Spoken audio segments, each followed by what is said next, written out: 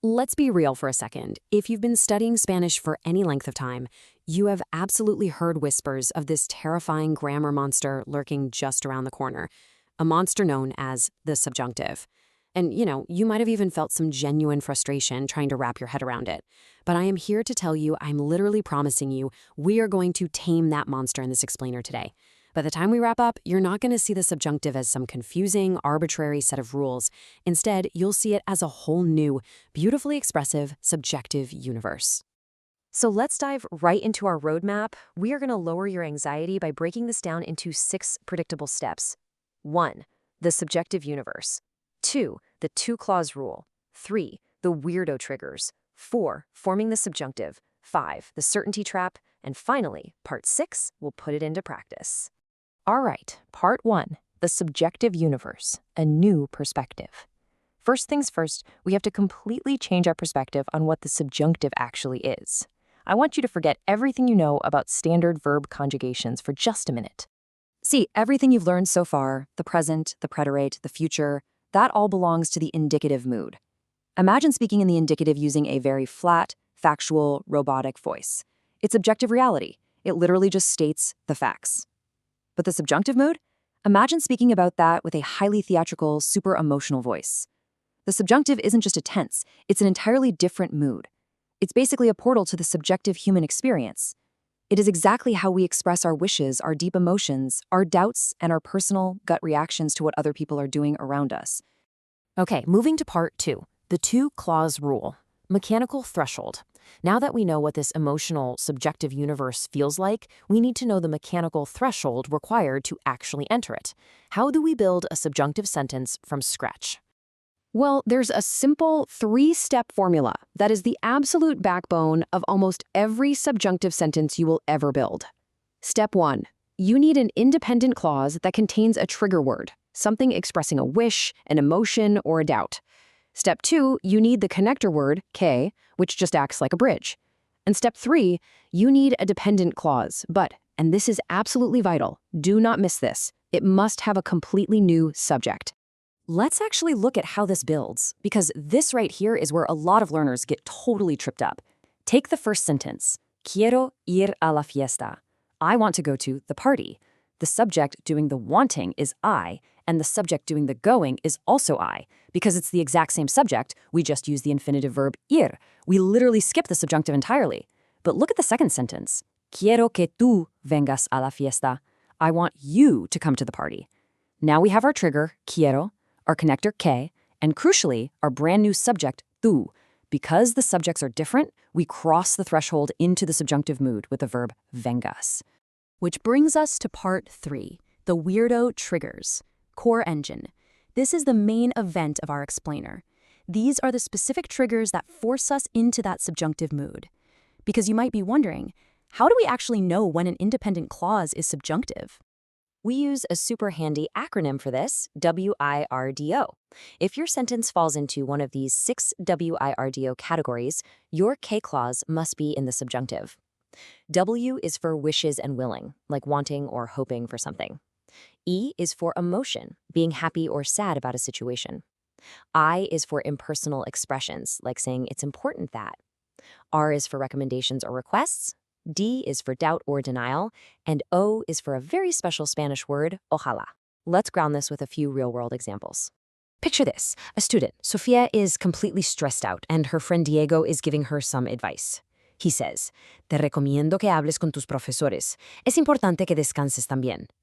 This brilliantly illustrates 2 of our weirdo triggers in everyday action. Diego uses recomiendo que, that's the R for recommendation, which naturally forces the verb hablar into the subjunctive hables. Then he hits her with es importante que, the I for impersonal expression, which forces the verb descansar into the subjunctive descanses. Let's look at another common scenario. A mother and son are packing for a trip.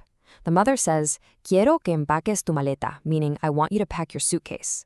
The son, probably procrastinating, replies, "Pero dudo que encuentre mi pasaporte fácilmente," which is, "But I doubt I'll find my passport easily."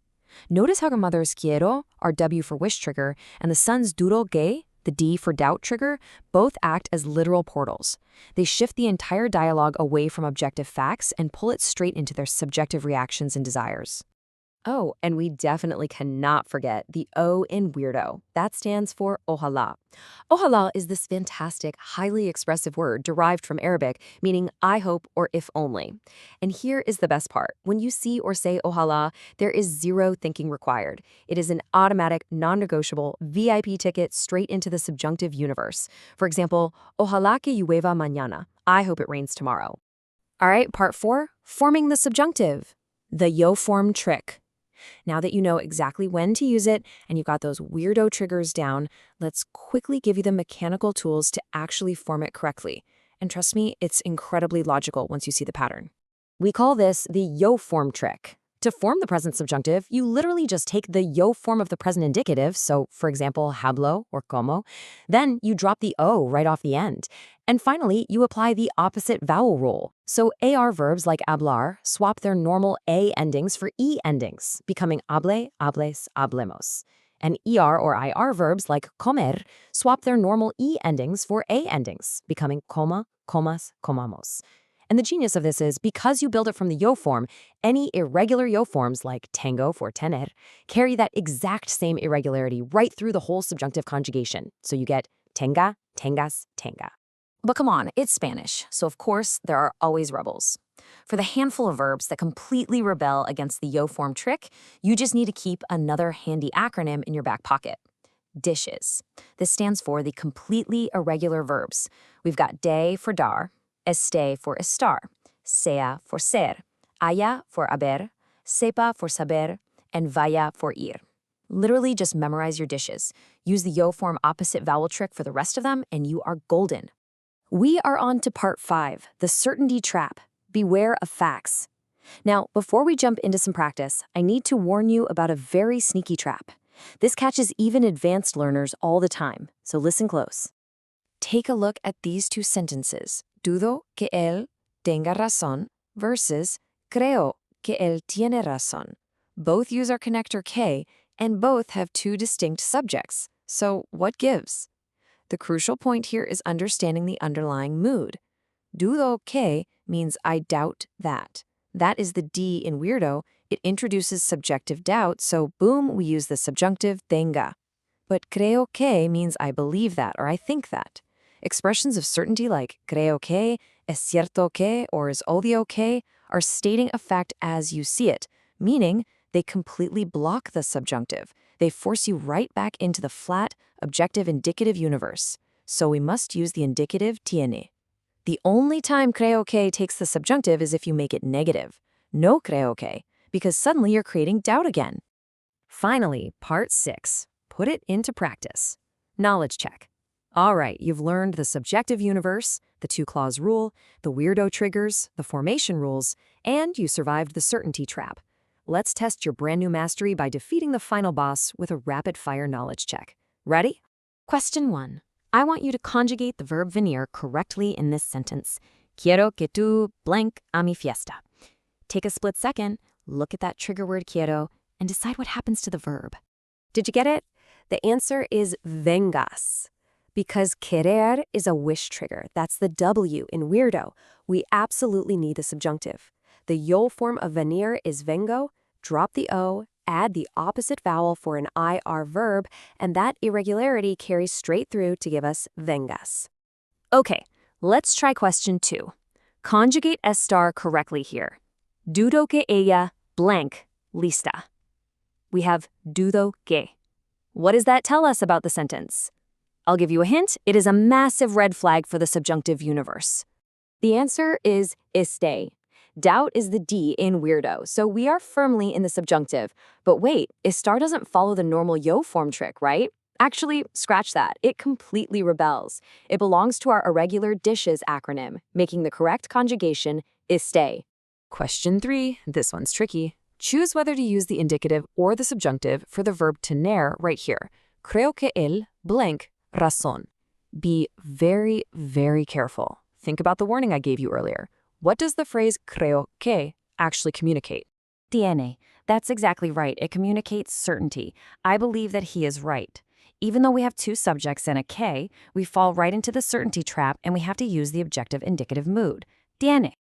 You have done fantastic with this. Honestly, I'll leave you with this final puzzle to reflect on. Why does wanting to go to the movies yourself, quiero ir al cine, look so mathematically different from wanting someone else to go? Quiero que tú vayas al cine. It all comes back to our two-clause rule. If it's just you, it's a simple closed-loop infinitive. But the very second you project your subjective wishes onto someone else, you've unlocked the subjunctive universe. Just keep practicing those weirdo triggers, and I promise soon this monster will be your best friend. Thanks for hanging out with me on this explainer, and I will catch you next time.